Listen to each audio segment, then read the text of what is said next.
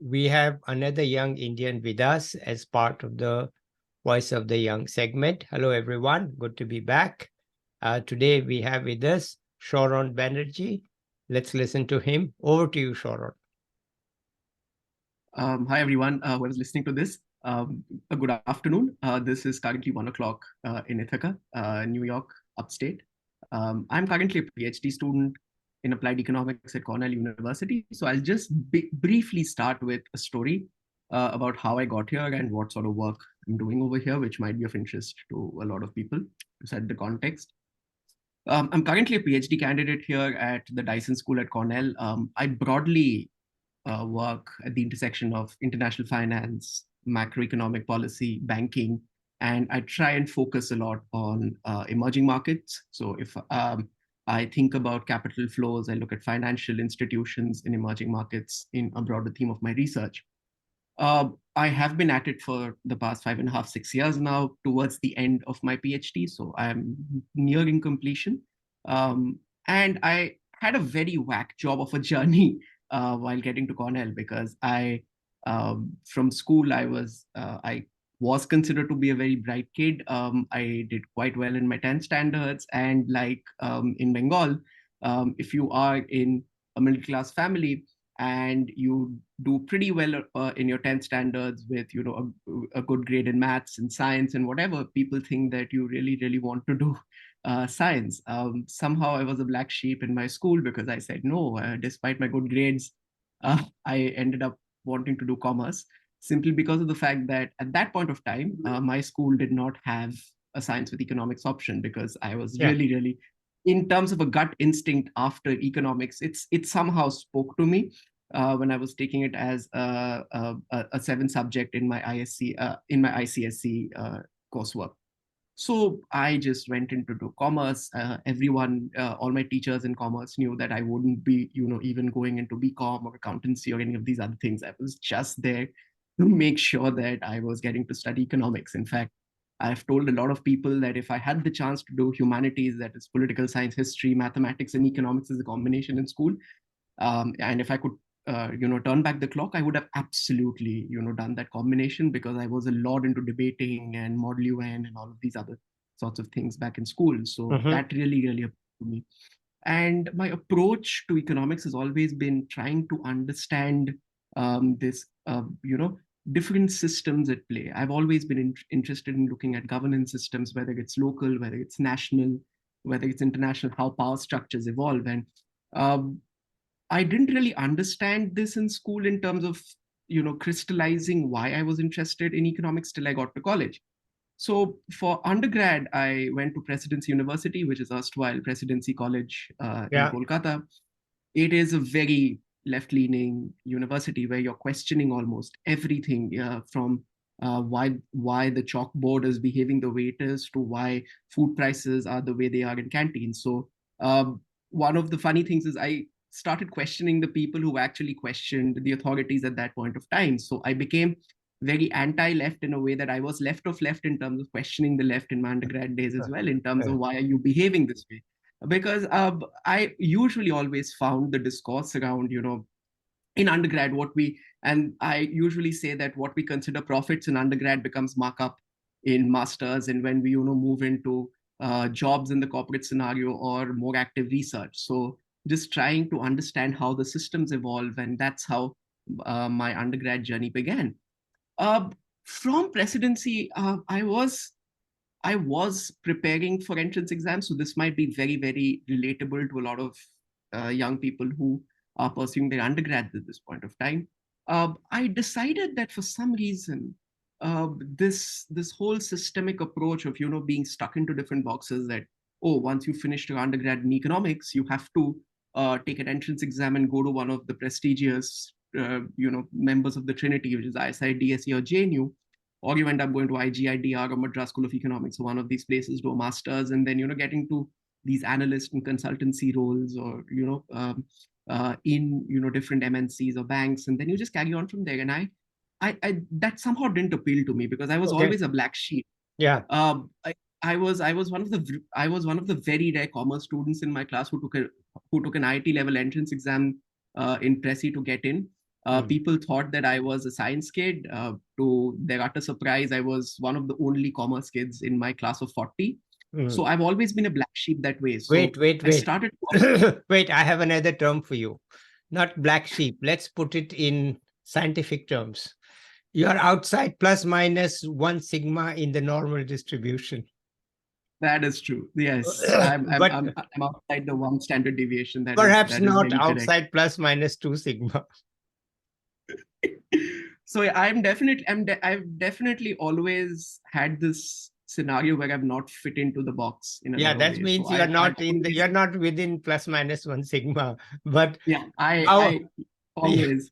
but you are not outside plus minus 2 sigma, I think, from what So I yes, hear. I've tried to not fit into the box, but somehow I've managed to keep myself close to the box, if I can put it that way. So, All right, so let's continue what you did, right? yes.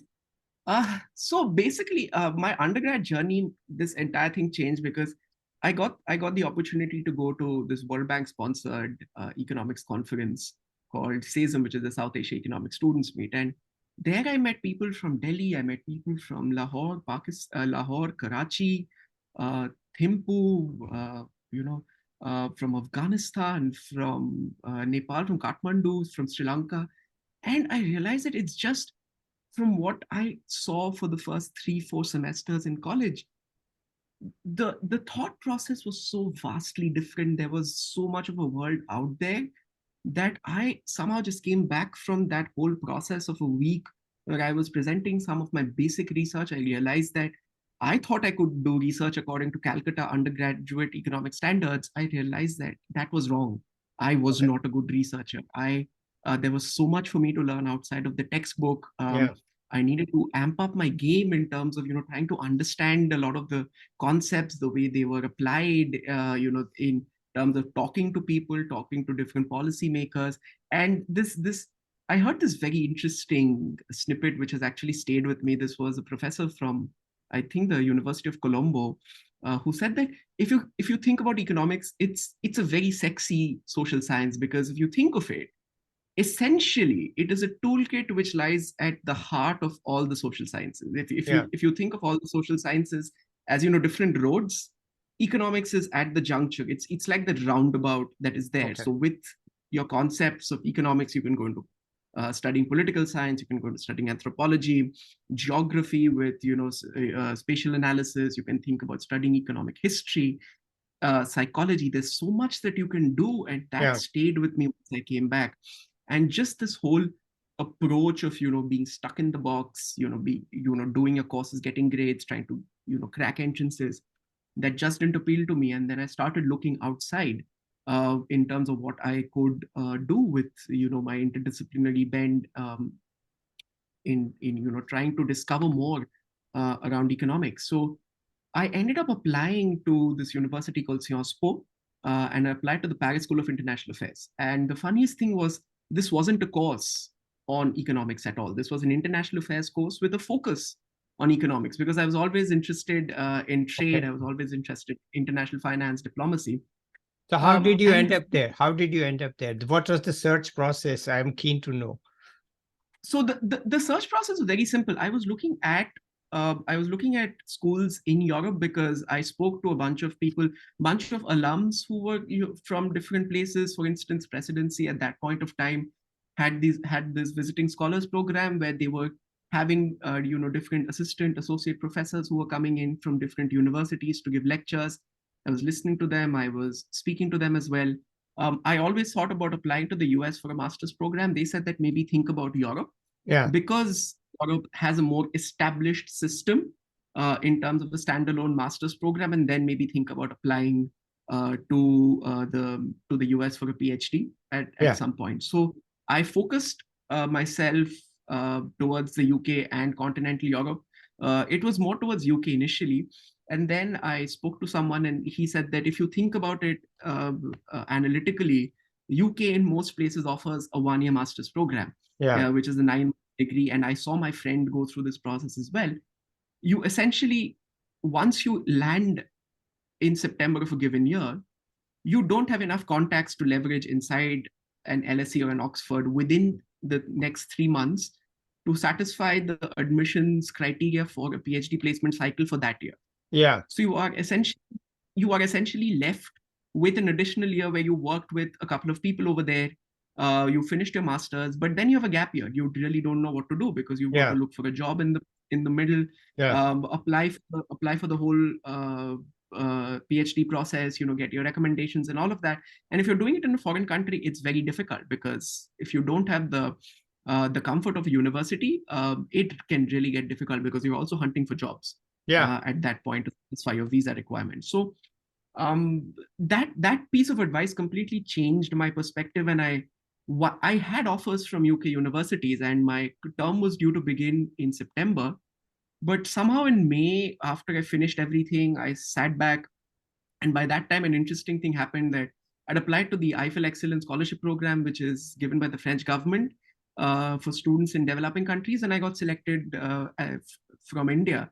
So I was getting more or less a full ride to go to Sciences Po at that point of time. And to be very honest, Sciences Po happened to me out of nowhere. I applied because I knew that it was a good program. Yeah. I was interested. It actually ticked all the boxes when I was thinking about it. It had a component around diplomacy.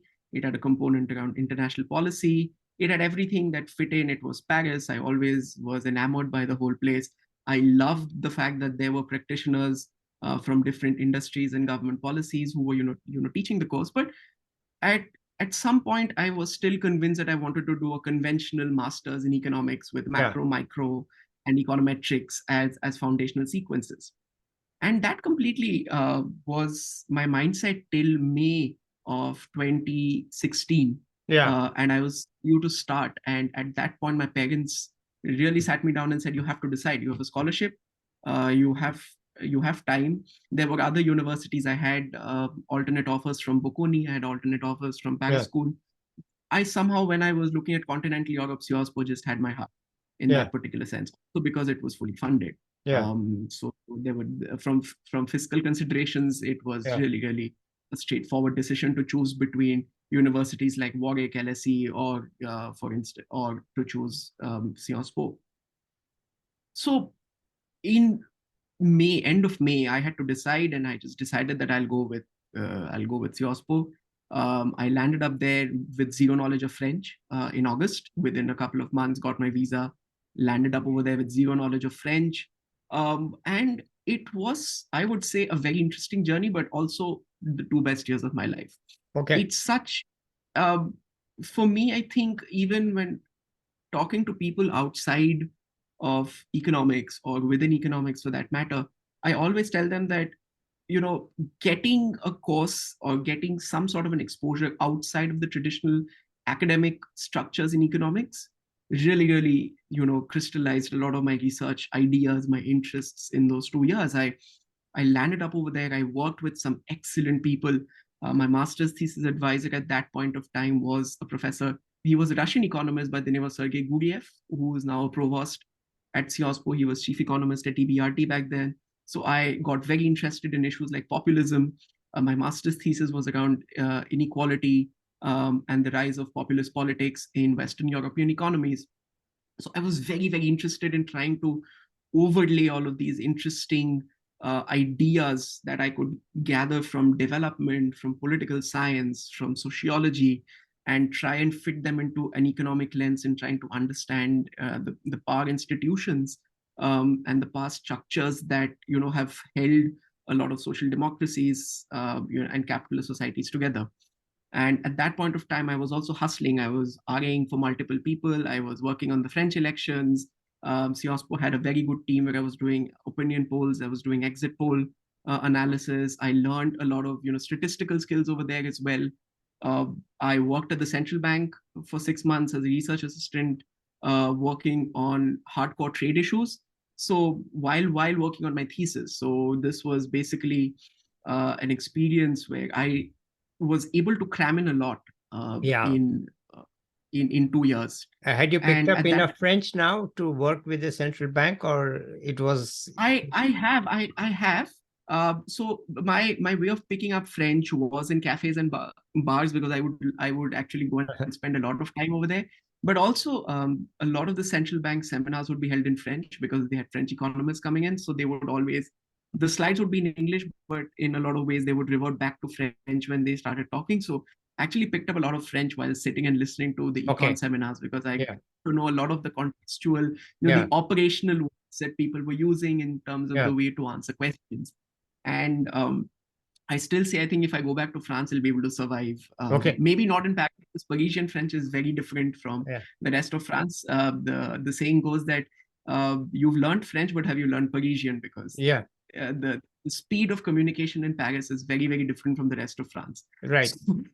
So if I go back to France, maybe I will survive. I think I can hold my own.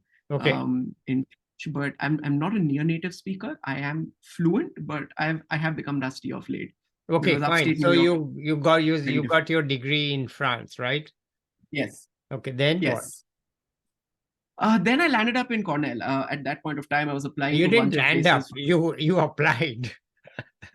I landed up. It's not like you were talking as if it was Columbus. He was going to India and he landed up in US. To be honest, if you saw me in the application process, I was just shooting in the dark at that point of time. I had no experience, no exposure in understanding how the admissions process actually worked. I did not know there were these things called pre-doctoral programs in the US. This whole thing about working for 2-3 years, coming in.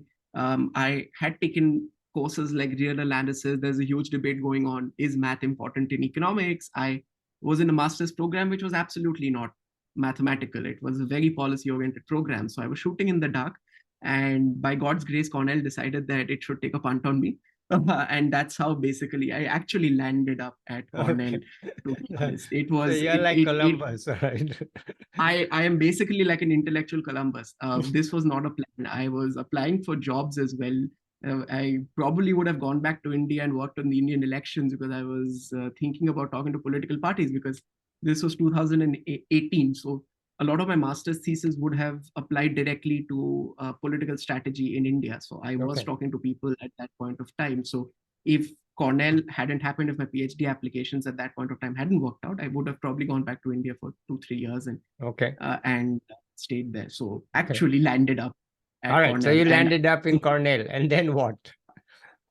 Absolutely not prepared for what happened next. I had a very tough first year mentally because they crammed in a whole master's, as it is with PhDs in economics. They just crammed in an entire master's program in 2 semesters. It was advanced 1 years of microeconomics crammed into 1 semester, econometrics crammed into 1 semester, mathematical economics, everything that was I could possibly have. So the learning curve was steep, and I did not have a lot of time.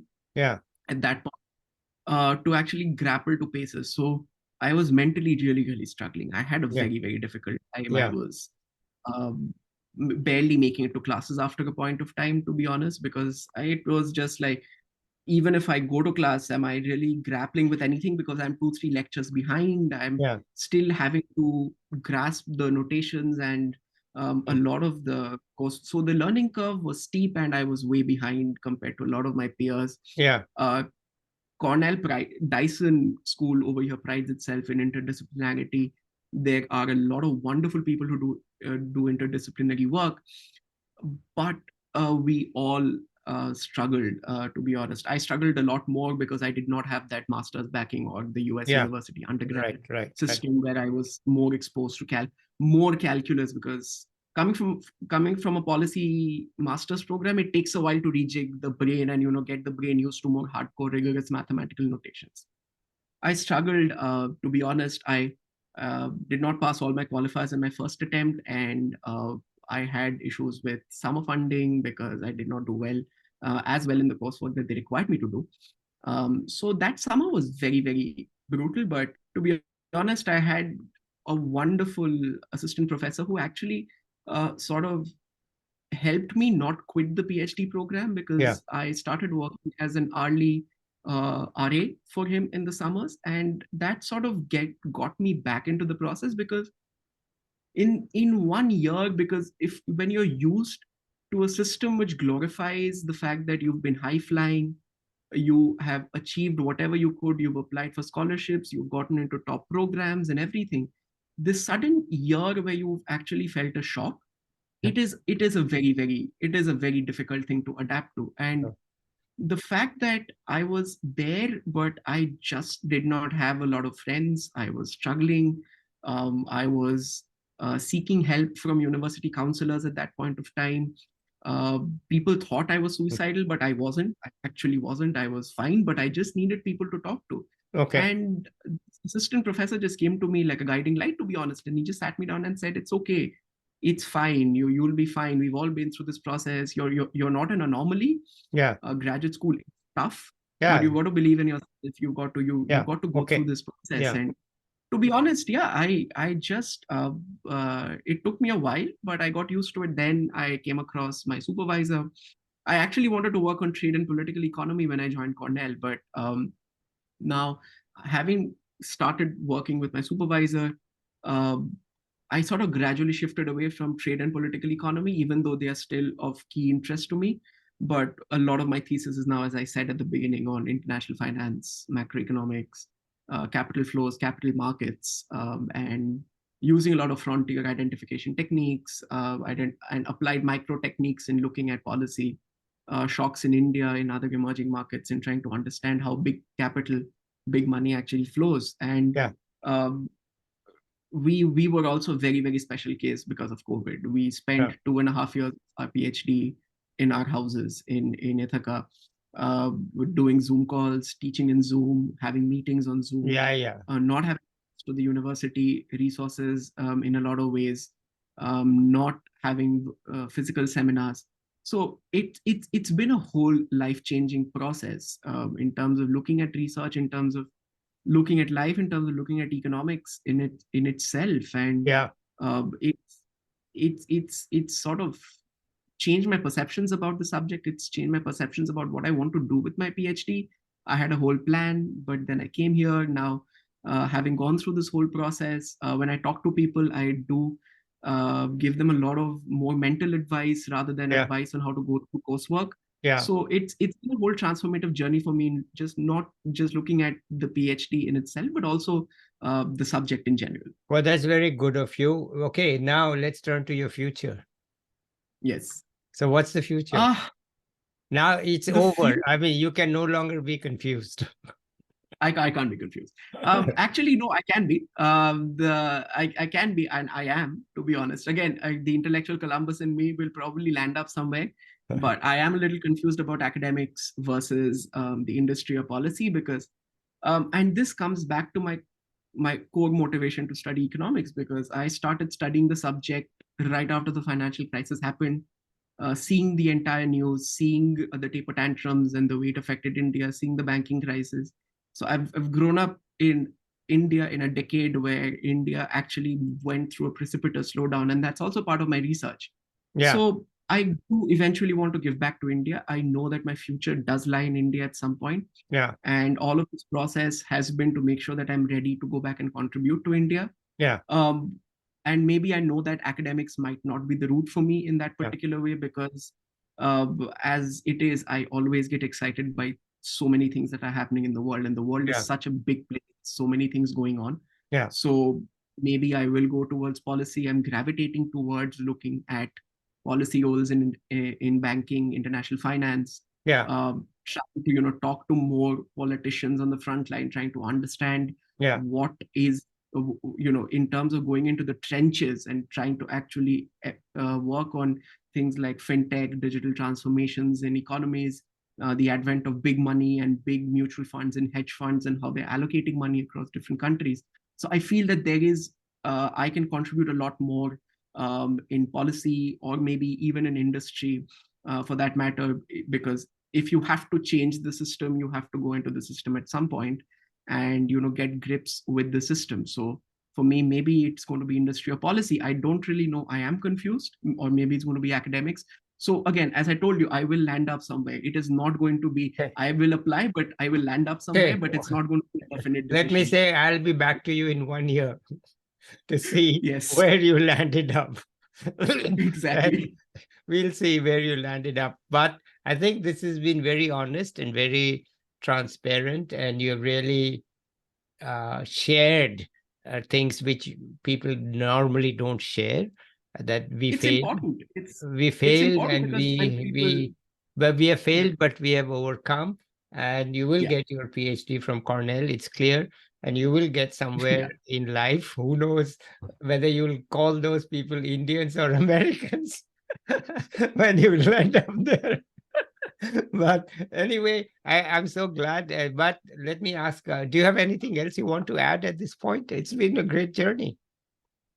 Um, if people are listening to this, there are a couple of things I would like to say. Yeah, If please. people are listening to this, please don't hesitate to reach out. I know a lot of people do reach out to me in trying to think about admissions processes for masters and PhD abroad.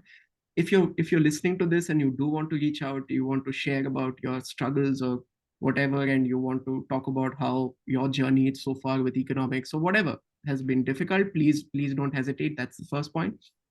And the second point is, don't be afraid to be a black sheep or an outlier, because it is very, very important. We need more outliers. Yeah, just stop And we using need, the term black sheep.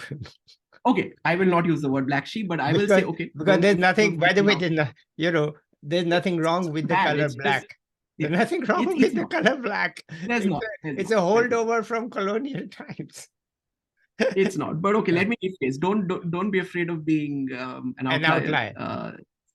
Outlier. Outlier. Maybe sometimes you will be outside of the one standard deviation. So it's okay. It's all right. It's Yeah. your own journey. It's your own process. Yeah. You learn things the way you do, Yeah. and it's about your journey at the end, not what the 100 people around you are doing. Right. They may be doing something that may not fit what you're doing, and that it has to be your own journey at the end of the day. So Okay. don't be afraid of doing Okay. that. That's So, Sharan, thank you so much. Let's end this here now. And let's be back with you 1 year from now to see where you landed up. Because okay. you have your PhD by then, and you will Yeah. see what you do with it and what advice you have for people at that point of time. All right. Okay. Let's say bye to the viewers. I'll be back with another young person or an expert very soon. Till then, bye, everybody. Bye-bye.